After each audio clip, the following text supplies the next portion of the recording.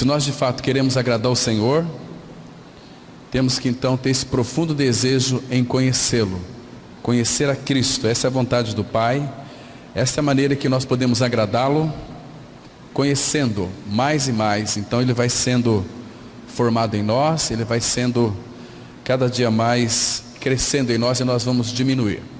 Vamos ler então, irmãos, aqui João, capítulo 1, versículo 1 e o verso 14. A palavra de Deus, ela diz assim: no princípio era o Verbo, e o Verbo estava com Deus, e o Verbo era Deus. E o Verbo se fez carne e habitou entre nós, cheio de graça e de verdade. E vimos a sua glória, glória como do unigênito do Pai. Vamos ter, irmãos, mais uma palavra de oração, pedindo que o Espírito Santo nos oriente. Amado Pai, muito obrigado pela liberdade, pelo tempo que o Senhor nos concede nesta manhã, tão graciosa, Pai, porque podemos ler a Tua palavra com liberdade.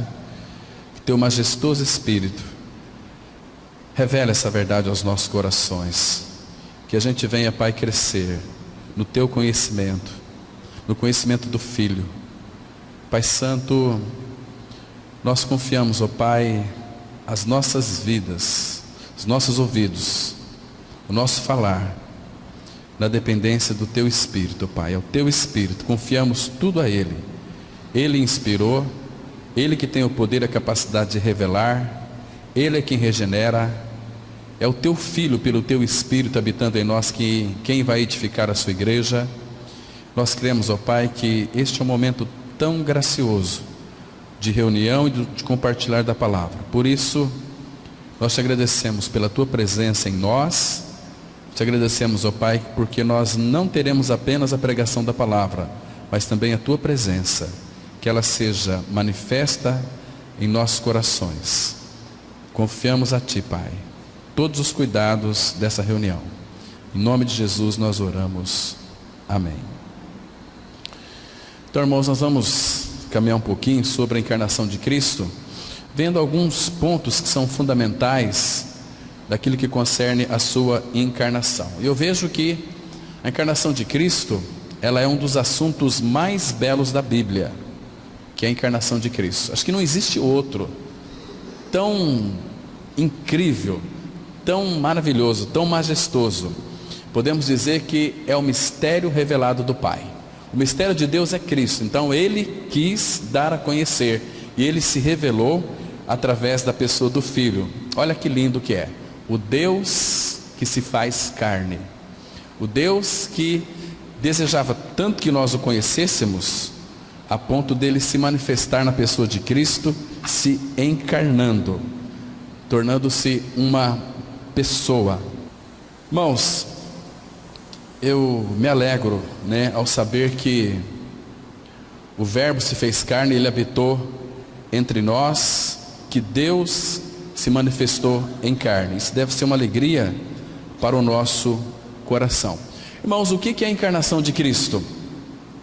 Encarnação é que Deus, o Pai, veio até a mim e veio até a você. Isto é a encarnação do Verbo, tão precioso. Irmãos, no princípio era o Verbo, era o Logos, era a palavra. E o Verbo, a palavra diz aqui que ele estava e era Deus, estava com e era Deus. Agora, este Verbo, ele se fez carne e ele colocou a sua tenda entre nós. Ou em outras palavras, como diz lá no Antigo Testamento, é quando que, então, o Deus dos Hebreus, ele desceu até nós. Mas nós precisamos de fazer algumas perguntas. Por que então que o Verbo se fez carne? Irmãos, claro que o Pai que nos criou, embora o pecado tenha entrado no mundo, o Pai, aquele que perscruta o nosso coração, aquele Pai que sabe o que de fato significa sofrimento. Muitas vezes, irmãos, nós não conhecemos o que é sofrimento, mas o Pai nos viu a nossa angústia, viu a nossa tristeza, viu o nosso sofrimento, viu as cargas que este mundo traz sobre nós. Então Ele decidiu, naquele conselho eterno com o Pai, o Filho e o Espírito Santo, decidiram que viessem resgatar o homem, eu e você. Irmãos, qual era a condição nossa em que nós nos encontrávamos? Para isso, irmãos, nós temos que ler alguns textos, começando lá no Antigo Testamento, para nós começarmos a entendermos o porquê da encarnação de Cristo. Quero que você abra sua Bíblia junto comigo, em Êxodo capítulo 3. Aqui, irmãos, temos uma declaração tão preciosa da palavra, tão linda, que o nosso coração ele deve se alegrar bastante.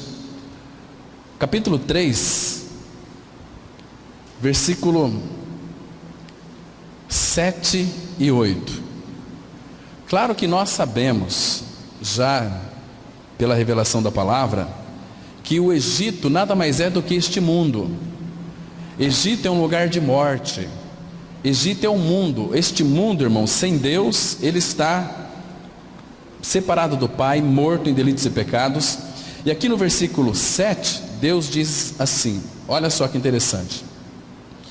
Disse ainda o Senhor: certamente vi a aflição do meu povo, que está no mundo, que está no Egito, e ouvi o seu clamor por causa dos seus exatores.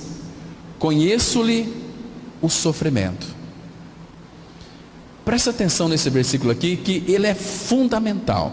Irmãos, ninguém consegue entender mais do que o Senhor, porque Ele é aquele que se compadece. Ninguém consegue entender mais do que ninguém a nossa dor, a nossa aflição, o nosso sofrimento. Ele conhece o nosso sofrimento intrínseco. Então, por isso que no versículo 8 diz assim: por isso desci, a fim de livrá-lo da mão dos egípcios, e para fazê-lo subir daquela terra, o Egito, a uma terra boa e ampla, que mana leite e mel. Essa terra ampla está falando de Cristo. Ele desceu, o Verbo se fez carne, com uma finalidade, a fim de nos livrar da mão dos egípcios. Então, quando fala egípcios, se você ler com bastante cuidado Lucas capítulo 1, você vai encontrar ali algumas verdades que a palavra fala que Ele, quando se fez carne, veio para nos livrar das mãos dos nossos inimigos, das mãos dos egípcios. Então, o que são esses inimigos hoje, irmãos, no nosso meio, neste mundo? É tudo aquilo que o diabo usa para nos afastar de Cristo, da centralidade dele. Então isso ele sempre vai fazer. Agora, irmãos, na encarnação de Cristo é a demonstração da excelência do amor de Deus para com os homens, pois a segunda pessoa da Trindade, ela veio a este mundo, ela pisou nessa terra, ele se fez participante da nossa natureza humana. Irmãos, Deus, Ele é amor, não temos dúvida disso. O amor é o Verbo que se encarnou e que Ele precisava apenas de um pronome para poder descer. Esse pronome você pode colocar você, eu e você. Este é o pronome, este é o motivo e esta é a causa dele ter descido e ter pisado na terra, para então nos levar para Ele. Vocês se lembram aquele lindo texto de Romanos 5,8, que Deus prova o seu próprio amor para conosco, pelo fato de ter Cristo morrido por nós, sendo nós ainda pecadores. Se Ele morreu por nós, Ele teve que se fazer carne, vir a este mundo, vestir a pele humana. Claro que Ele não tinha pecado, então Ele era competente e capaz para nos libertar do nosso pecado. Então isto é a encarnação de Cristo, Deus se fazendo homem, vindo ao nosso encontro, nos identificar conosco para poder nos levar para Ele. Muito tempo atrás eu contei aqui uma experiência que lá na casa dos meus pais, então eu gostava muito de alimentar aqueles pássaros, aquelas pombinhas, ficavam bem pertinho de nós. Eu fiquei tão íntimo daquelas pombinhas que elas quase que vinham comer na minha mão, mas não vinha. Então eu fiquei pensando o seguinte: por que elas não comem na minha mão? Aí eu pensei, ela deve olhar para a gente, ver esse brutamonte, não, tem alguma coisa em troca. Elas tinham medo de morrer. Mas eu fiquei pensando, e se eu me tornasse como uma pombinha? Eu poderia me relacionar com ela. Assim também é Deus na encarnação. Irmãos, o tamanho do nosso Pai Celestial, a grandeza dele, a majestade dele é tão grande que a Bíblia diz que Ele está em todos os lugares. Olha o tamanho dele, em todos os lugares, terra, céus e mar. Ele está em todos os lugares. Irmãos, e nós ocupamos um espaço tão minúsculo nessa terra. Então Ele ocupa todos os lugares. Este é o nosso Pai, o Deus grande, aquele então que se fez carne. E a palavra de Deus vai mostrar, irmãos, que o nosso Senhor, Ele é tão rico, mas tão rico de sabedoria, de amor, de graça, de glória, de majestade, de tudo. Ele é rico de todas as coisas. Mas interessante que 2 Coríntios capítulo 8, 9, a palavra fala que sendo Ele rico, Ele se fez pobre. Ele se identificou comigo e com você na encarnação, para que nós em Cristo nos tornássemos ricos também. Aí muitos já pensam que é no sentido da prosperidade material. Não é nada disso. Prosperidade material é a pior pobreza de uma pessoa, porque ela vai ser capturada por essas riquezas vão tomar o lugar de Cristo. Então ela começa a servir as suas riquezas, ela não vai ter tempo para Deus. Então graças ao Senhor que Ele era rico, Ele é mais rico, toda a riqueza está nessa pessoa, mas Ele se fez pobre, ou seja, identificando conosco. Irmãos, que situação miserável é a nossa sem Cristo? Que situação miserável é um homem, uma mulher pecador sem Cristo? Ele é totalmente pobre, ele simplesmente faz peso em cima da terra, até que então tem um encontro com o Senhor Jesus, e toda aquela riqueza é transferida para dentro dele. Somos habitados por Cristo. Nós somos as pessoas mais ricas, não deste mundo, irmãos, mas deste universo, os filhos de Deus, porque o Pai, Ele depositou na nossa conta, irmãos, tudo. Nós somos herdeiros do Pai. Se somos filhos, somos herdeiros de Deus e co-herdeiros com Cristo. Tudo que é dele é nosso, pelo mérito da cruz, porque Ele se fez carne. Então, graças ao Senhor, que o verbo, que a palavra que estava com Deus, que era um com Deus, que estava no seio do Pai, Ele se fez carne e habitou entre nós. E Ele já trouxe, irmãos, Ele veio cheio de graça e veio cheio de realidades celestiais, para que então nós pudéssemos desfrutar de tudo aquilo que Ele conquistou para nós lá na cruz do Calvário. Isso é tão maravilhoso, irmãos. Isso aqui faz com que o nosso coração se alegra. Então, Jesus Cristo, Ele é Deus que veio até nós.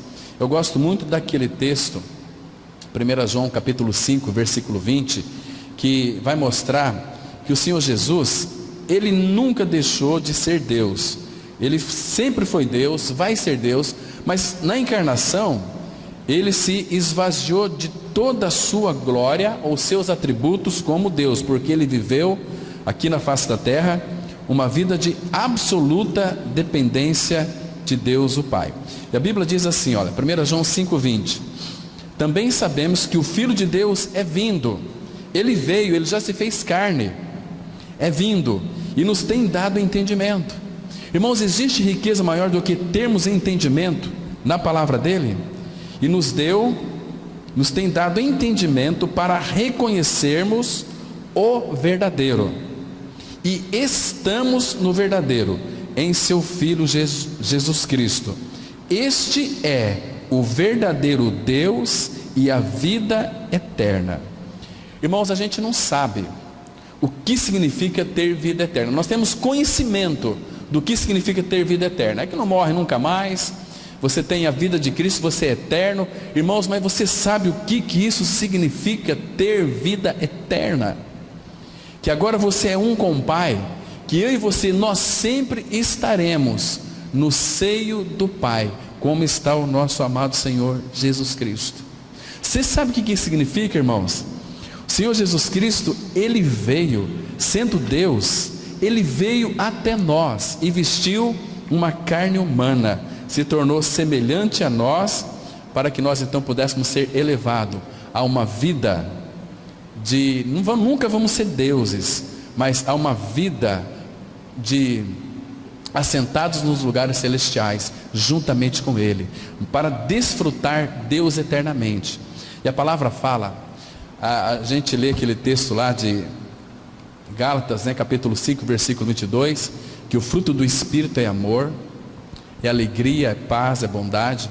Irmãos, mas quando nós adentrarmos nessa realidade de vida eterna, experimentalmente, ou seja, nós já experimentamos isso aqui hoje, nós ainda temos alguns receios, muitos ainda têm medo da morte, muitos ainda têm receio da morte, como tinha aqueles irmãos lá do passado, que quando aquele anjo da morte veio para ferir os primogênitos do Egito, vocês se lembram lá em Êxodo 12, quando estavam todos dentro daquelas tendas, então era passado aquele sangue na porta, aquele sangue fala do sangue de Cristo, que também fala da encarnação, nós vamos ver aqui depois. Então, irmãos, Deus não estava olhando para quem estava lá, se aquela pessoa cria ou se não cria, mas importante é que eles obedeceram. O pai de família matou um cordeiro, e tinha que comer aquele cordeiro assado, mas o sangue era colocado nas vergas da porta ali, passado, um formato de uma cruz ali. Interessante, irmãos, imagina só quem estava dentro daquela casa, se fosse um incrédulo, se fosse um assassino, se fosse uma prostituta, meia-noite, o anjo da morte iria passar, para matar todo o primogênito, e aquele homem, aquela mulher, seria então um primogênito da sua família. Agora, se eles não crescem, que de fato, aquele sangue poderia salvá-los, mesmo se eles não crescem, quando o anjo da morte passou, meia-noite, quando ele viu o sangue, a palavra fala, Deus disse assim, quando eu vir o sangue, passarei por vós. Mas você entende o que significa a encarnação de Cristo? Aquele precioso sangue derramado em nosso favor, aquele sangue que nos aproxima de Deus, que nós não temos que temer absolutamente nada.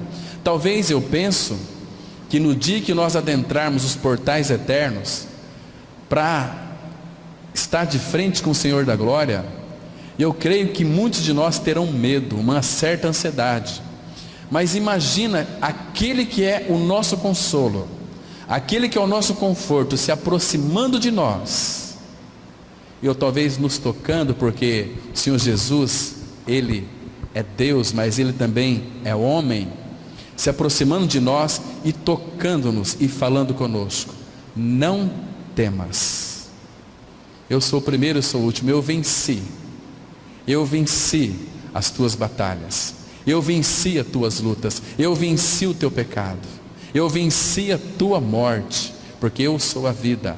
Então agora não temas, Senhor, mas por favor, agora você vai gozar desta alegria. Irmãos, nós vamos entrar numa realidade experimental, de uma profunda alegria que não se acaba mais, porque a palavra fala que a alegria não vai ter fim, ela será perpétua.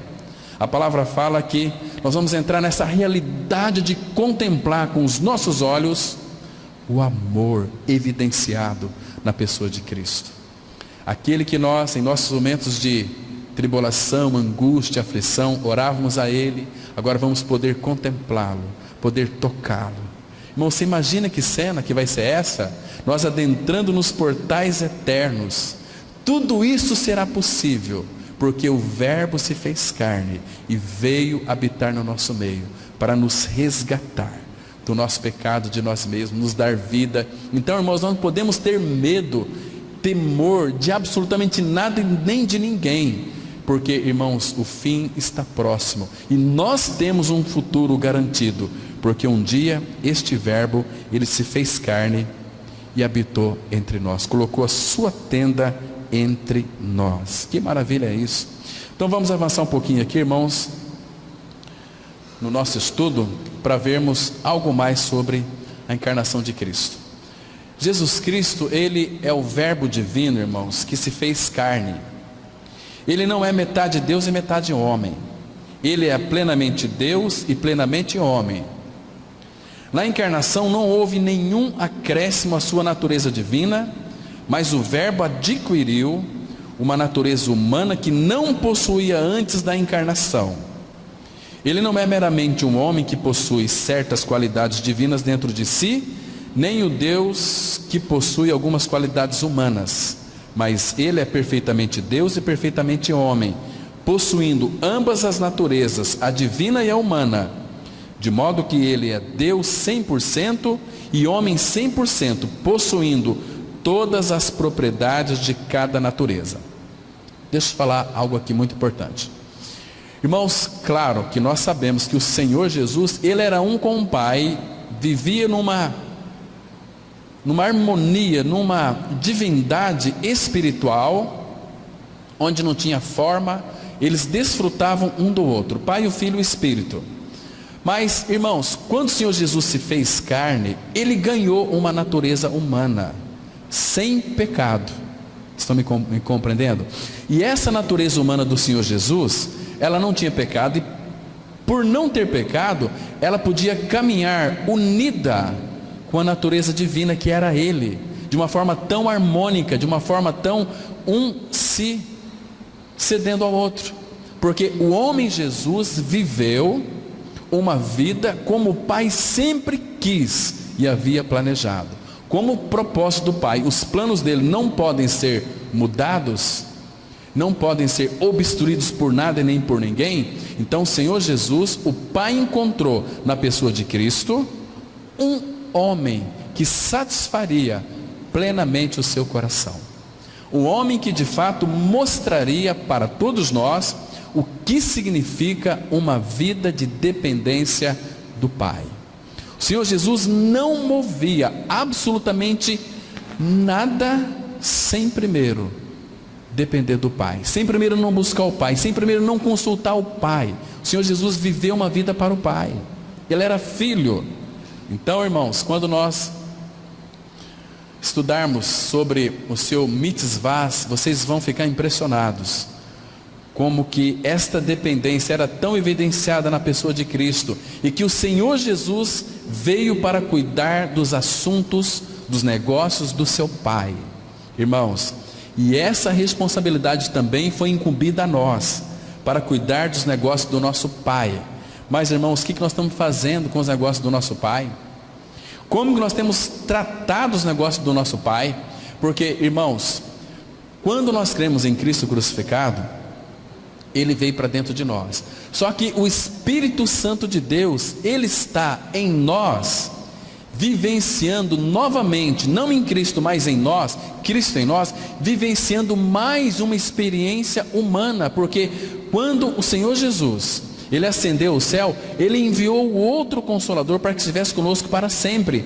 O Espírito Santo em nós, ele tem vivenciado mais uma experiência humana em nós.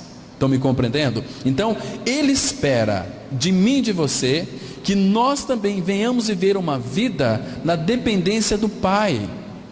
Significa que andar no Espírito. O que é andar no Espírito? É uma vida que é dirigida pelo Espírito, não por nós mesmos. É uma vida que conhece a voz, porque o Espírito Santo vai mostrar qual que é a voz de Cristo.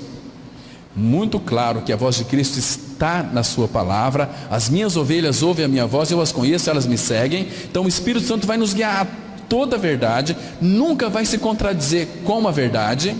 Irmãos, mas quando nós cremos neste fato consumado do Calvário, nós arrumamos uma guerra aqui neste mundo sem precedentes, porque Satanás vai se levantar contra mim, contra você, trazendo desânimo, trazendo aflição, trazendo sono espiritual, vai fazer de tudo para nos desvincular de Cristo.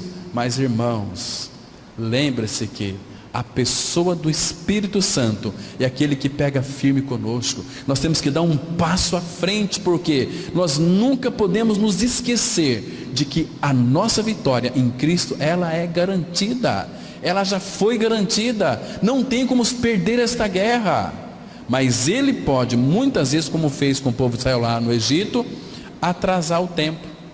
Era uma caminhada de 11 dias, demoraram 40 anos, porque eles procrastinavam, murmuravam, viam tantos milagres, tanta ação de Deus operando no meio deles, mas eles sempre voltavam para trás, reclamação, murmuração, incredulidade. Nós tratamos aqui na quarta-feira, irmãos, obediência. O que adianta nós confessarmos a palavra?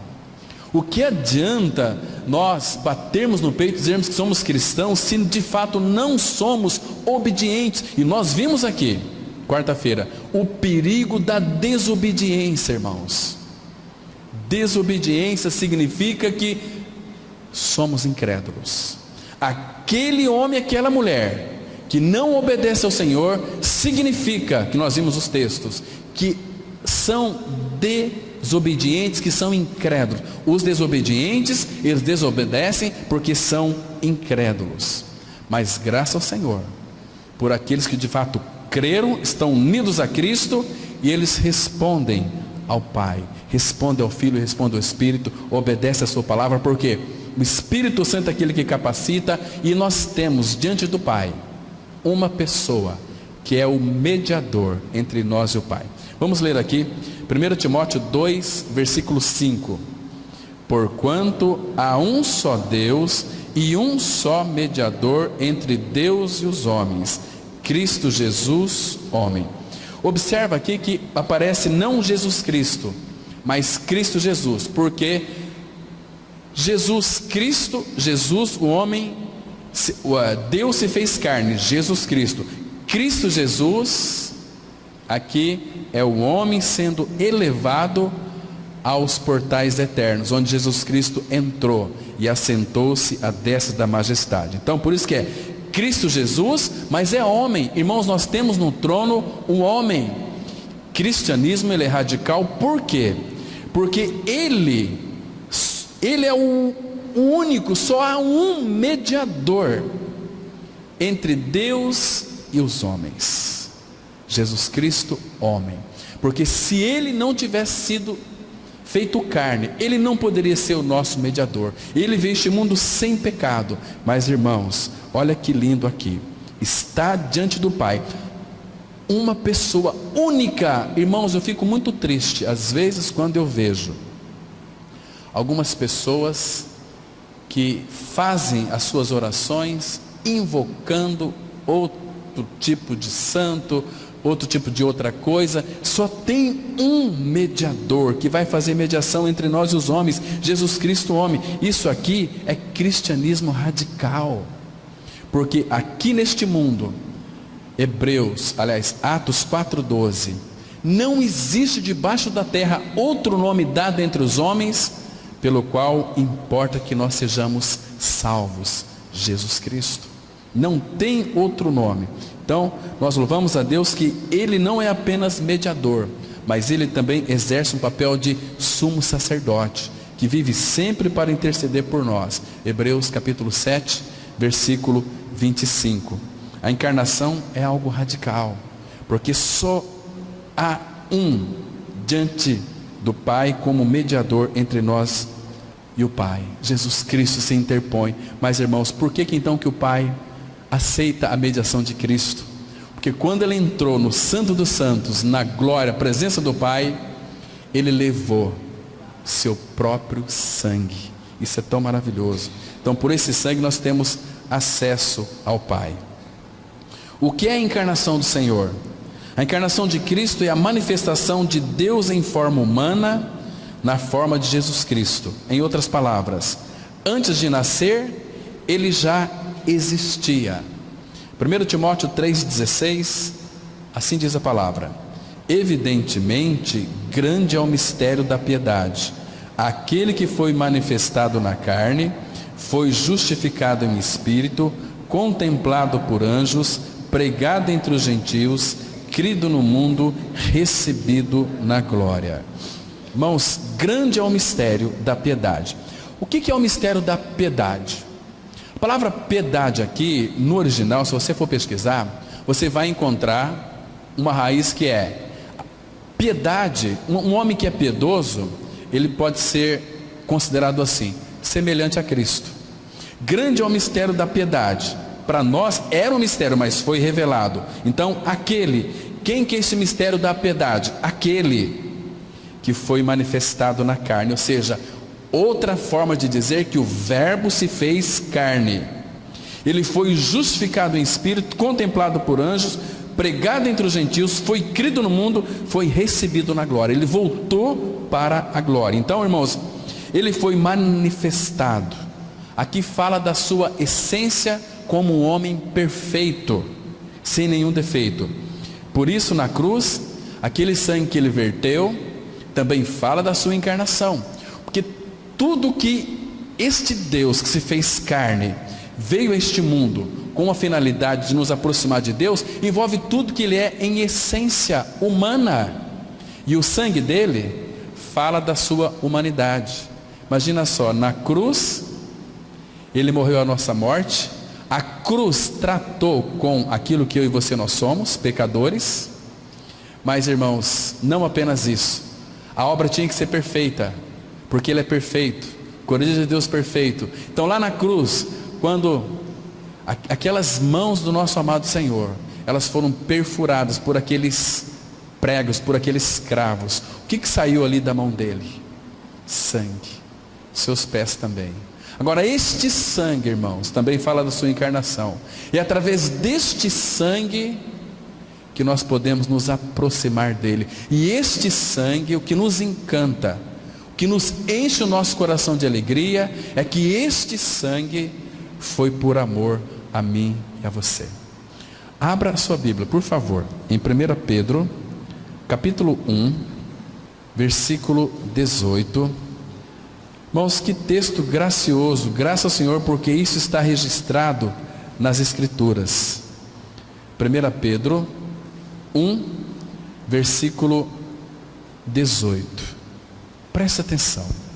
O 17 também é muito importante para as nossas considerações e diz assim: ora, se invocais como Pai aquele que sem acepção de pessoas julga segundo as obras de cada um, portai-vos com temor durante o tempo da vossa peregrinação, sabendo que não foi mediante coisas corruptíveis, como prata ou ouro, que fostes resgatados do vosso fútil procedimento que vossos pais vos legaram, mas pelo precioso sangue, como de cordeiro, sem defeito, sem mácula, o sangue de Cristo, conhecido como efeito antes da fundação do mundo, porém manifestado no fim dos tempos, por amor de vós, que por meio dele tendes fé em Deus, o qual o ressuscitou dentre os mortos e lhe deu glória,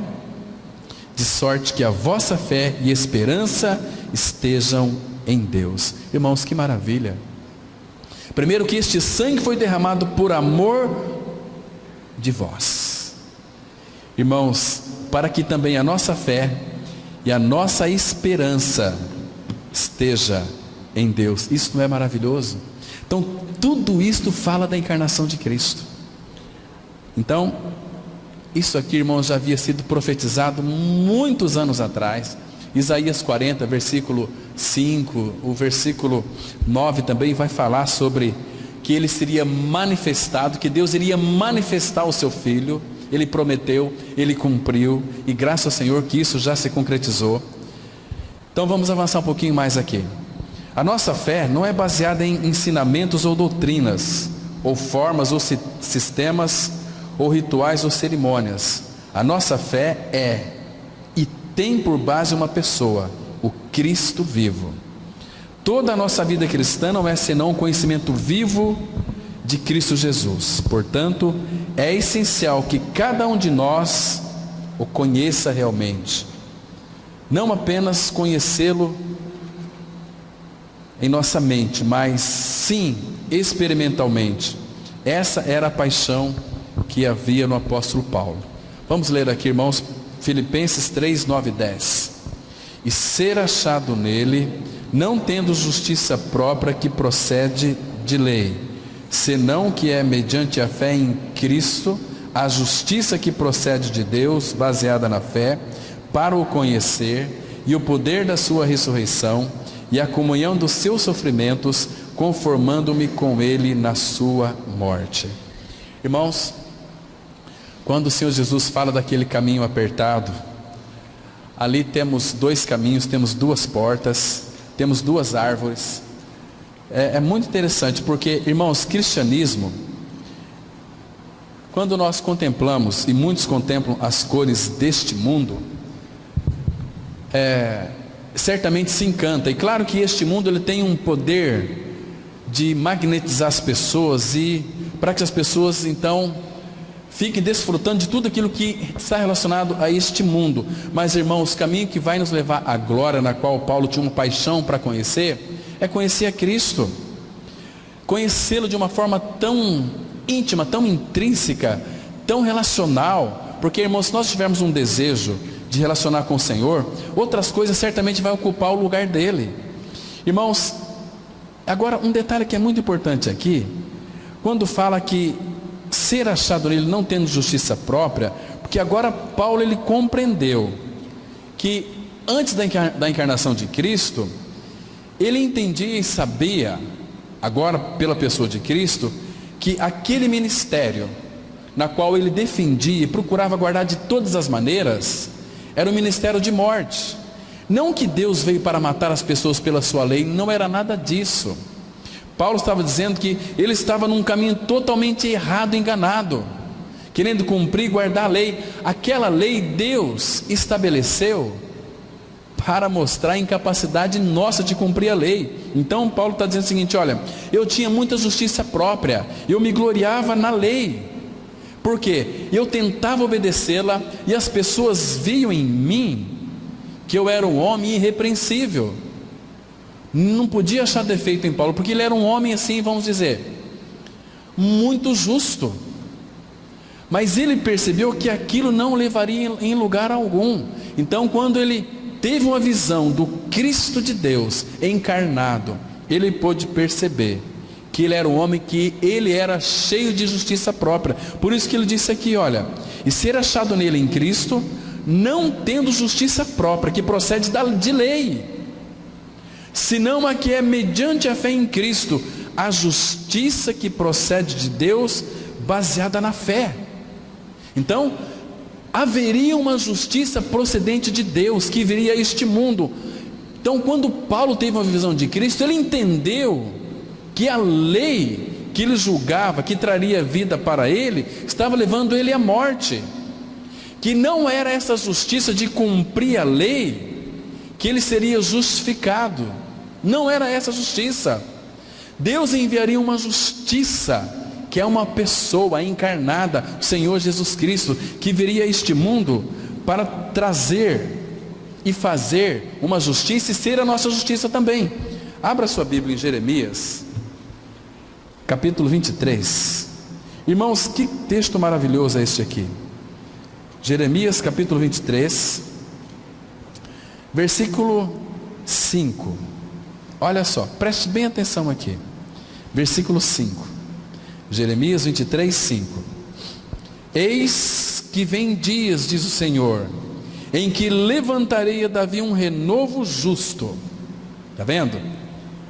Porque todos os que vieram, desde Abraão até Davi, eles eram homens do Senhor, mas nenhum deles foi justo, porque Eclesiastes diz assim: não há homem justo sobre a terra, que faça o bem e nunca peque. Então, vem dias, diz o Senhor, eu vou levantar a Davi um renovo justo, que procederia dele, e rei que reinará e agirá sabiamente e executará o juízo e a justiça na terra. Está apontando para a encarnação de Cristo. Aí ele diz no versículo 6: nos seus dias Judá será salvo e Israel habitará seguro. Será este o seu nome, com que será chamado Senhor Justiça Nossa. Que seria a encarnação de Cristo, porque ele não é apenas justo, mas ele veio para fazer uma justiça. Mas uma justiça, irmãos, que foi imputada a nós.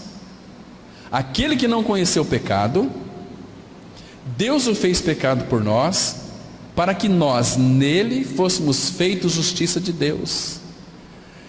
Cristo é a minha e a sua justiça. Se Cristo não for a minha e a sua justiça, nós estaremos perdidos eternamente.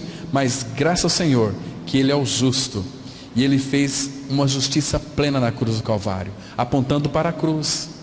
Lá na cruz Ele nos justificou, nos levando à morte, crucificando a nossa velha vida e nos dando a sua para a ressurreição. Agora nós podemos desfrutar dessa justiça que procede de Deus, baseada na fé. É pela fé que nós recebemos, para o conhecer e o poder da sua ressurreição. Agora podemos participar da comunhão dos seus sofrimentos e conformando-nos com Ele na sua morte. Entende? Porque quando nós recebemos a justiça de Deus, nós podemos conhecê-lo. Então, para isso, para conhecê-lo, Ele precisa de nos dar sabedoria. 1 Coríntios 1,30, o qual se nos tornou da parte de Deus Cristo, sabedoria.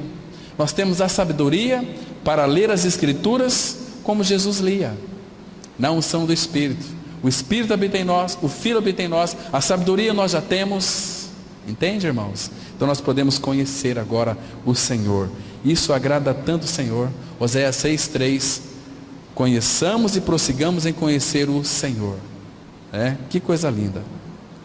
A encarnação de Cristo é algo surpreendente, porque vemos que o infinito se tornou finito, e o que não tem limite deliberadamente impôs a si mesmo limitações. Está vendo aqui? Imagina a encarnação. Aquele que é infinito se fez finito na pessoa de Jesus. Você vai compreender um negócio desse, irmãos? Não cabe na nossa mente.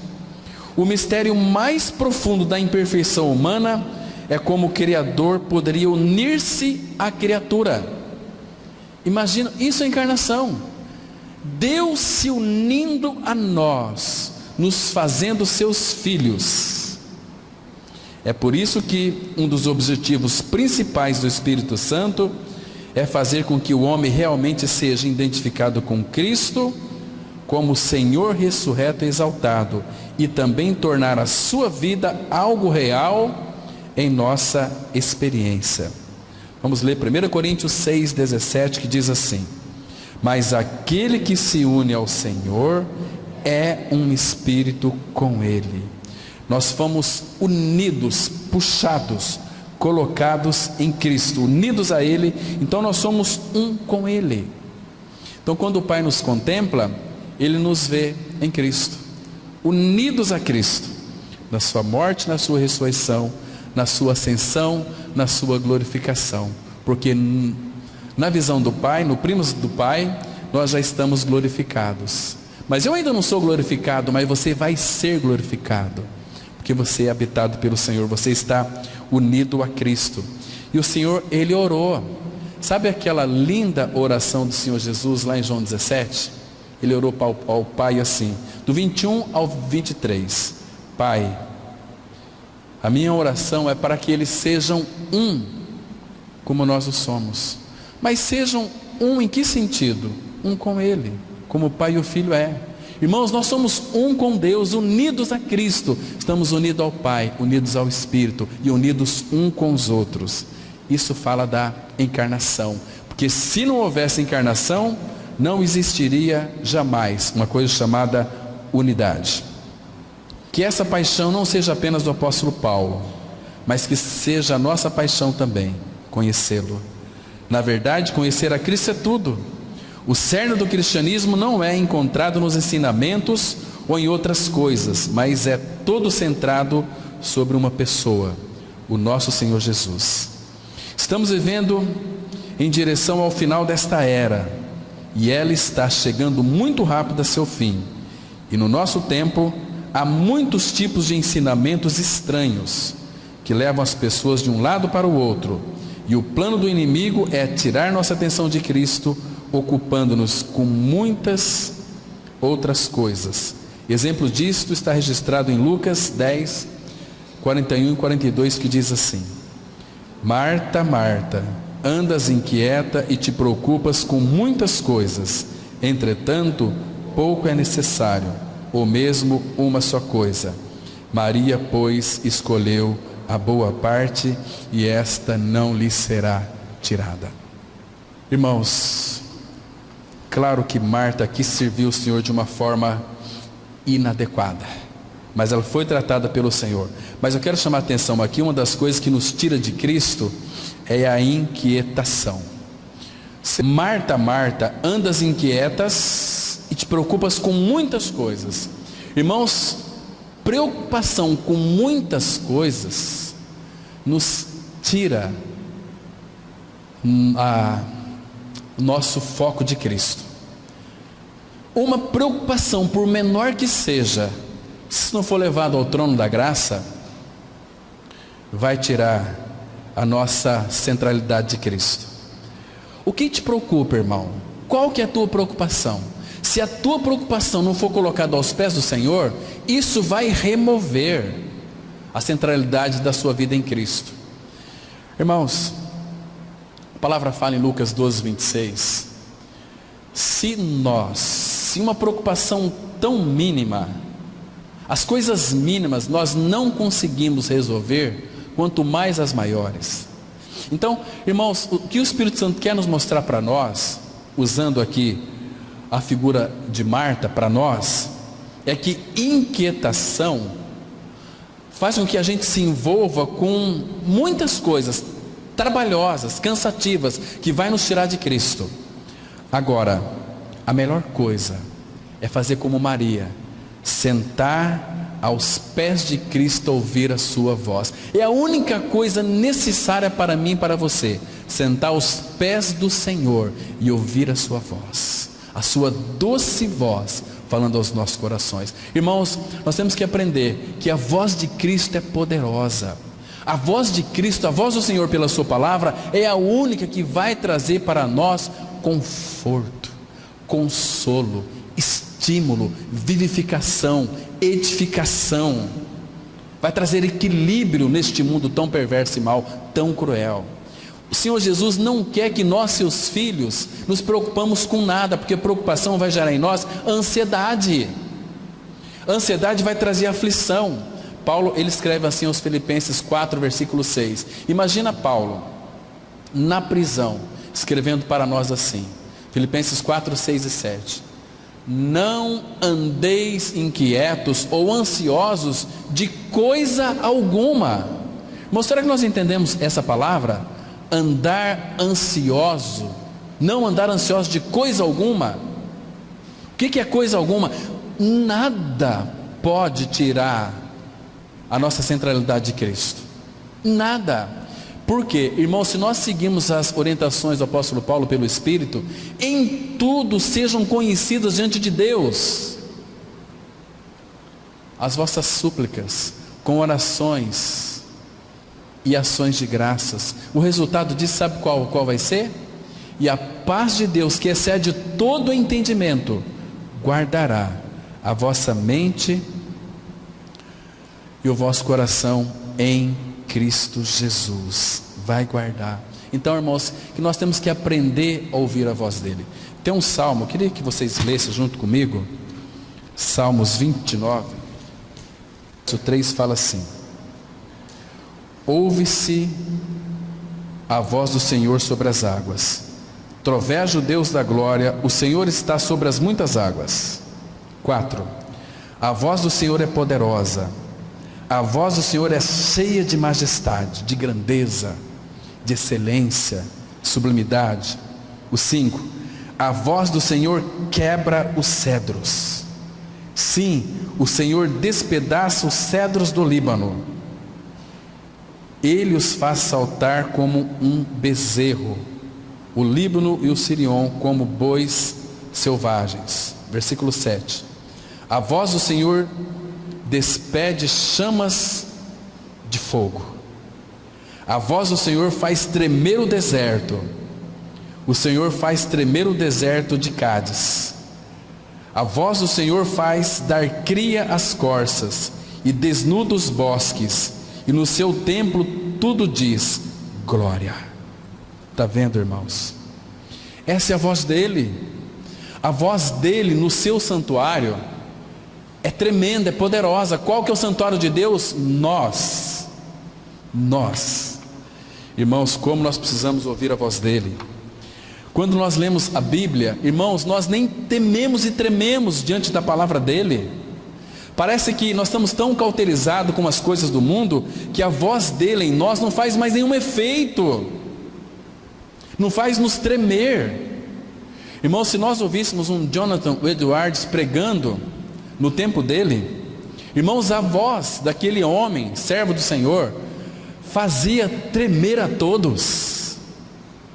Irmãos, como nós temos sido, irmãos, displicentes, negligentes, não se importando com a voz dele, mas a voz dele é poderosa. É nós que não reconhecemos isso, nós que não damos importância para isso.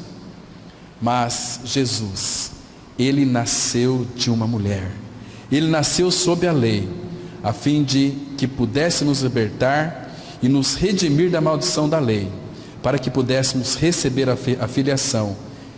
Isto é a encarnação, o nascimento de nosso Senhor Jesus.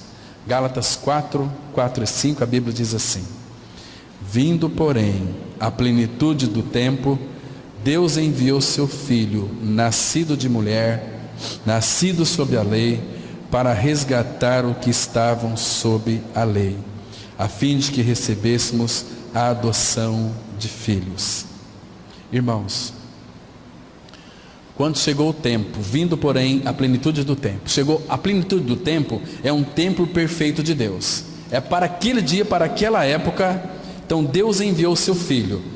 Aqui fala da encarnação, Deus enviando, o verbo se fez carne, nasceu de Maria, nasceu sob a lei. Agora, a encarnação foi para resgatar o que estavam sob a lei. Irmãos, o que significa uma pessoa viver sob a lei? Estar sob a lei. Todo pecador que nasce neste mundo, ele está sob a lei. Qual é a condição desse pecador? Gálatas, vamos lá para Gálatas, capítulo 3. Gálatas 3. Vamos ver aqui a condição de um homem e de uma mulher que estão sob a lei. Irmãos, e considera aquilo que Cristo fez por mim e por você.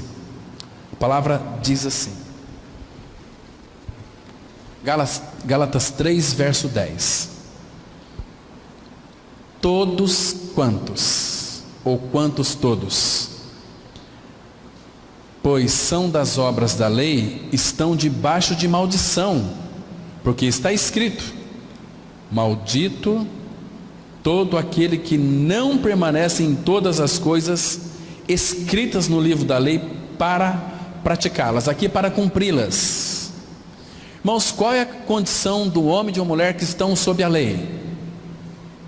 Maldição. Agora, olha o versículo 10, aliás, o versículo 13.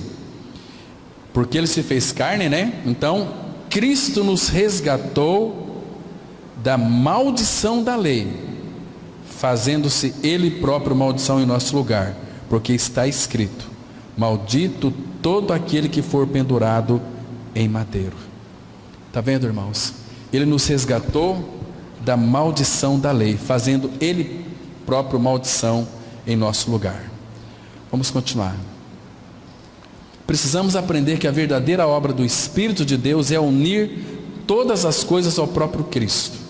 Ainda hoje o abismo entre Cristo e o homem permanece por causa da incredulidade.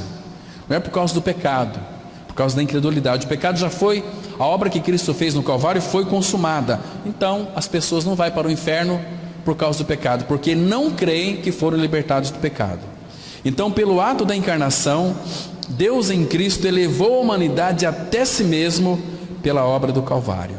Colossenses 3,3 diz assim a palavra: porque morrestes e a vossa vida está escondida com Cristo em Deus.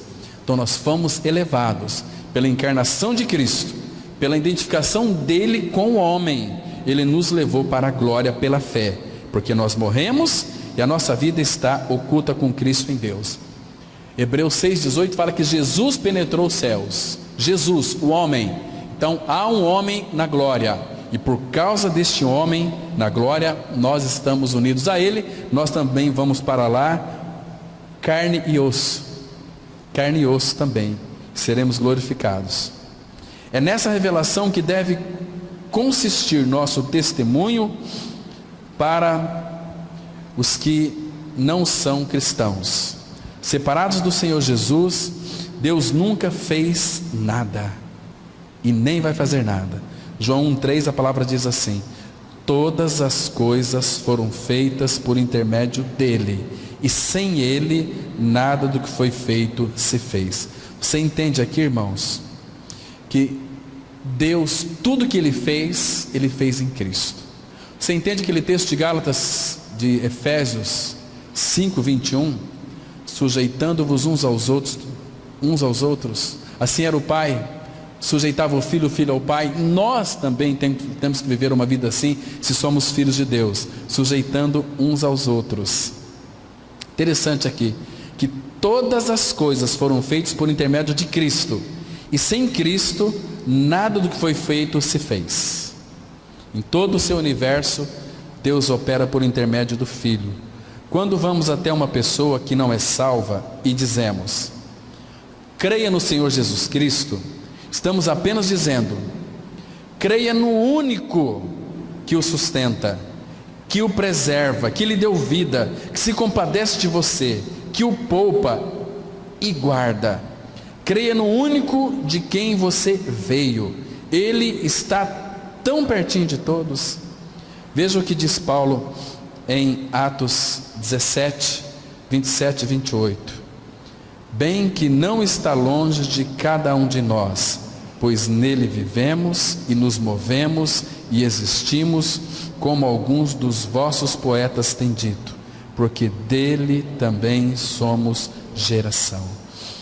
Irmãos, tinha muita coisa para poder falar sobre a encarnação de Cristo. Se o Pai permitir, nós vamos falar. Quero voltar mais nesse assunto. Eu tenho muitas coisas para falar. Nós vamos usar mais um tempo ainda sobre a encarnação de Cristo, e espero que o Senhor me dê graça para que eu esteja bem, para poder falar de uma forma bem mais acurada e adequada. Então, por hoje, irmãos, que deu para a gente ter uma ideia. Depois vocês leem de novo, medite nesses versículos, busque mais luzes do Senhor, para que Ele então revele todo o mistério da encarnação. Vamos ter uma palavra de oração. Pai, continue falando conosco pela Tua palavra, iluminando as nossas mentes, revelando mais de Cristo, abrindo a nossa mente e o coração para contemplarmos todo o mistério da encarnação, Pai. Faça isso em cada um de nós, por misericórdia e por Tua graça. Em nome de Teu amado Filho Jesus nós oramos. Amém.